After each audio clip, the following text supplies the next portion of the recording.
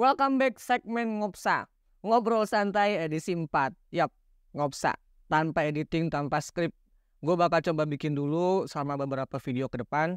Beberapa kali Ngopsa. Kalau misalkan emang prospek atau tidak ada gunanya gitu, gue bakal stop. Tapi kalau prospek gue bakal lanjutin.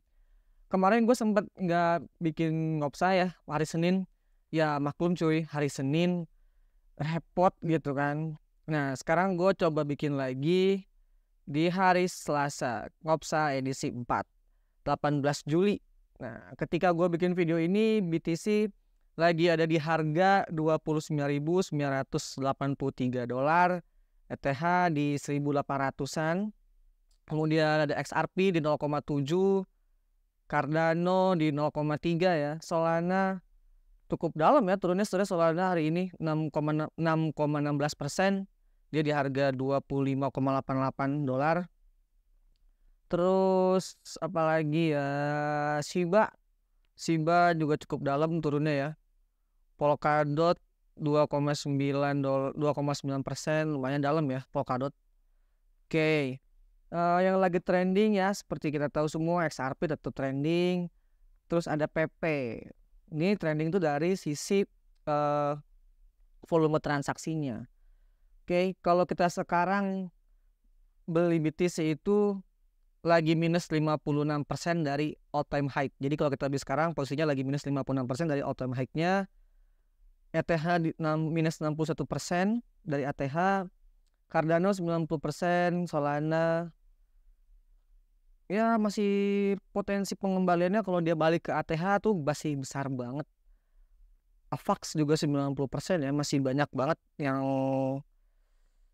enak gitu kalau misalkan dia balik ke ATH. Dan menurut saya bukan mustahil cryptocurrency terutama proyek-proyek altcoin gitu dia kembali ke all time high-nya. Jadi kalau misalkan dari harga sekarang aja kita ketika bulan nanti dia balik ke ATH tanpa harus menembus, cukup menyentuh gitu, itu sudah berapa ratus persen gitu kan keuntungannya ya. Jadi kalau banyak yang seneng di kripto ya karena kayak begitulah, potensi keuntungannya sangat besar. Dan mereka-mereka yang untung itu rata-rata mereka yang selalu menerapkan dollar cost average. Jadi nggak begitu peduli dengan naik turunnya harga. Dan yang paling penting mereka selalu menggunakan uang dingin. Oke. Dominan sekarang lagi 48,55 ya. BTC, dominance BTC. Turun ya, tapi karena lagi turun juga ya yang lain juga ikut keseret sih sebenarnya. Oke. Di hari ini ada beberapa hal yang menarik menurut gue ya. Ini masih terkait XRP lagi. Gue juga sebenarnya udah agak males gitu, bosen kalau misalkan nyampein XRP lagi, kan udah kemarin. Tapi ada yang pengen gue sampein. Jadi gue lihat tadi pagi sampai siang lah beberapa artikel yang menunjukkan bahwa ada potensi penggunaan XRP atau teknologi Ripple oleh perbankan di US, di Amerika, sejak keputusan bahwa Ripple bukan sekuritas. Nah, itu ada yang mengganjal buat gua. Jadi gini, sebenarnya bagus ya keputusan itu, bukan keputusan, rumor itu, berita itu bagus. Tapi yang bikin gua ganjal itu kenapa serempak di banyak media berita, di banyak portal media berita. Dan itu tuh seperti sebuah penggiringan, bukan penggiringan opini. Ya penggiringan opini bisa dibilang lah. Seperti penggiringan opini di mana orang itu diajak untuk FOMO. Biasanya kalau berita terlalu positif, ada kemungkinan harga akan cenderung turun gitu maksudnya. Ada kemungkinan bandar ngedam sedikit gitu kan. Tapi bukan berarti itu tidak mungkin terjadi juga ya. XRP digunakan oleh banyak perbankan di Amerika. Itu sangat mungkin ya, apalagi memang teknologinya memang ke arah sana. Tapi menurut saya sebaiknya tetap berhati-hati dulu karena ekonomi mungkin belum begitu bagus-bagus amat. Walaupun memang potensi untuk digunakan di perbankan sangat ada gitu, oke. Terus ada berita dari Sui ya. Ini tuh ada lonjakan transaksi di jaringan Sui. Ya benar Sui. Itu di 14 Juli 2023 ini ada sekitar 400.000 transaksi. Nah sekarang tadi pagi gue baca di salah satu artikel, itu sekarang ada lebih dari 1,2 juta transaksi. Kemudian itu sangat-sangat berpotensi untuk artinya apa ya? Bukan berpotensi harganya akan naik gitu, maksudnya berpotensi bahwa memang jaringannya sudah mulai digunakan. Dan biasanya ketika suatu jaringan mulai digunakan, ya jelas akan ada potensi kenaikan harga karena dari kebutuhan ya, demand, kebutuhannya benar, demand-nya itu lebih dibutuhkan untuk penggunaan token tersebut digunakan untuk jaringannya. Tapi tidak serta-merta ya, bukan berarti ketika kita melihat angka ini sekarang ada 1,2 juta transaksi tiba-tiba harganya naik, enggak. Biasanya perlahan, dan biasanya juga ini karena ada sesuatu gitu. Misalkan ada NFT-nya yang naik, ada gamenya, kayak gitu. Jadi ada kemungkinan naik tapi belum pasti.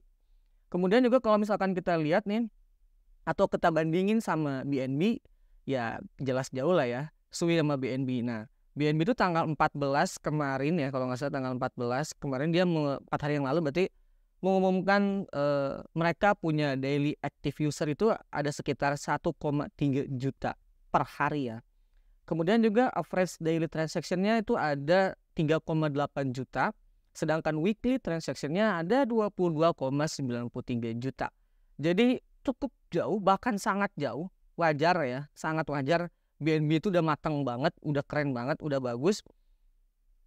Dan mereka sekarang lagi mencoba memisahkan diri dari Binance. Memisahkan diri itu dalam artinya gini, brandingnya itu sedang mencoba memisahkan diri dari Binance. Gue pernah bahas tentang ini, tentang memisahkan diri si brandingannya BNB dengan Binance itu di salah satu video yang ngebahas BNB. Kalian bisa cek aja.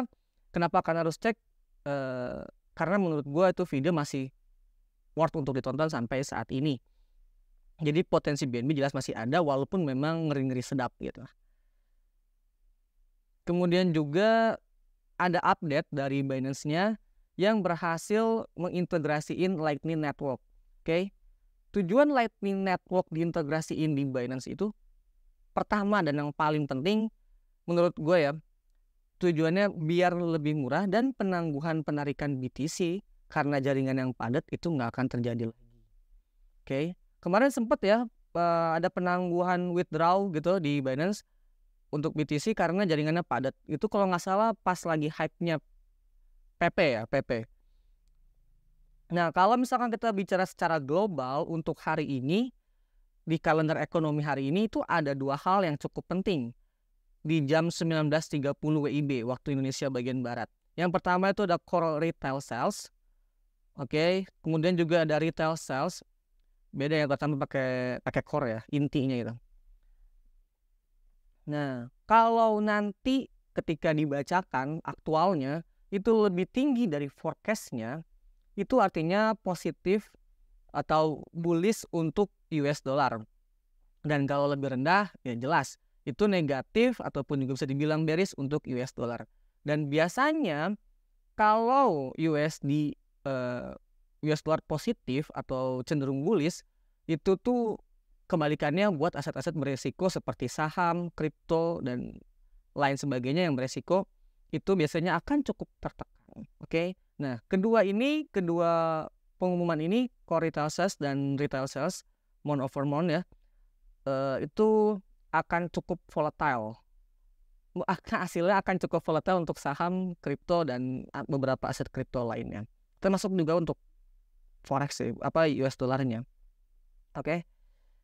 Nah, terus juga nih ada beberapa yang mau gue sampein. Itu ada update dari SEC. Oke, jadi pas gue baca beberapa artikel juga hari ini, itu ada kemungkinan SEC akan menyeret lebih banyak lagi proyek-proyek altcoin maupun juga mungkin exchange ya. Tapi kayaknya kalau exchange enggak sih, karena Kraken sama itu tuh sama apa? Satu lagi tuh gue lupa. Sama apa ya? Pokoknya itu tuh disukain banget sama SEC, beda sama Coinbase. Nah, itu tersirat jelas dari apa yang diomongin sama si Gary Gensler. Gary Gensler bilang, kami senang dengan keputusan yang mengakui pentingnya melindungi investor institusional dan gerakan pengadilan sehubungan dengan pemberitahuan yang adil. Tapi mereka tuh intinya kecewa sama keputusan tentang investor retail. Jadi mereka senang ketika dibilang Ripple itu salah atau dibilang sekuritas ketika mereka menjual token XRP ke investor institusional. Nah, Tapi mereka kecewa ketika dibilang Ripple bukan sekuritas ketika menjual ke investor retail. Maunya mereka tuh dua-duanya tuh sekuritas. Ya wajar lah memang kayak begitu kan. Di sini dibilangin bahwa mereka akan terus mencoba membawa perusahaan yang mungkin tidak patuh menjadi patuh tanpa berprasangka buruk kepada salah satu dari mereka, mencoba memastikan bahwa kami melindungi investor. Di sini masih belum jelas buat gue apakah mereka akan mengajukan banding atau enggak, tapi yang pasti mereka akan tetap keras gitu. Alasannya untuk melindungi investor publik. Kemudian ada yang menarik nih terakhir, itu dari CEO Coinbase, Brian Armstrong. Dia akan bertemu dengan Demokrat, ya, dengan Partai Demokrat secara tertutup. Dia akan melakukan percakapan secara pribadi dengan anggota parlemen dari koalisi Demokrat tentang undang-undang kriptocurrency dan masalah terkait lainnya tentang keamanan nasional, privasi, iklim, dan perpajakan. Ini tuh kalau misalkan buat gue ya, masalah terkait lainnya tentang keamanan nasional, privasi, iklim, dan perpajakan itu tuh bullshit. Nggak bisa dibilang bullshit, betul. Itu tuh cuman pemanis doang. Yang paling utamanya tentang undang-undang kriptocurrency ke depannya akan seperti apa. Nah, ini menurut gue kalau misalkan nanti atau besok ya, setelah selesai nanti kan malam 8:30 nih ada nih core retail sales sama retail sales kan, color ekonominya, pengumumannya. Nah terus juga kalau misalkan nanti atau besok keluar pengumuman hasil pembicaraan Brian Armstrong sama Demokrat gitu, dan itu cenderung positif buat industri kripto ke depan, gue rasa harga mungkin akan cenderung didorong ke atas ya sedikit ya mungkin. Kalau misalnya tadi ketika core retail salesnya pembacaannya itu forecastnya negatif atau ya negatif, lebih rendah daripada forecast gitu aktualnya gitu. Oke. Ke depan mungkin gue bakal coba buat di minggu depan untuk ngopsa itu dengan apa ya, dengan ada sedikit prediksi di koin ataupun token yang bisa di scalping gitu. Tapi gue masih berpikir dulu karena gue tuh nggak mau menyarankan investasi ataupun saran jual gitu ya.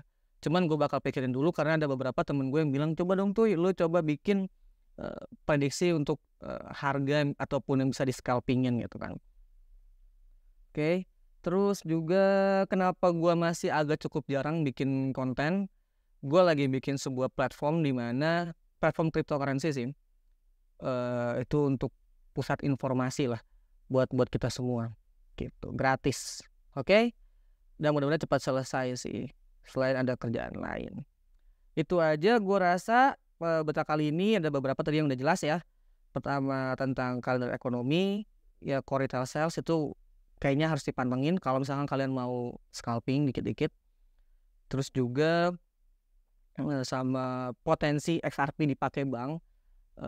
Kalau biasanya kalau berita itu valid gitu biasanya atau misalkan memang benar-benar berita, biasanya nggak akan serempak banget gitu. Ini kayak ada yang bayar.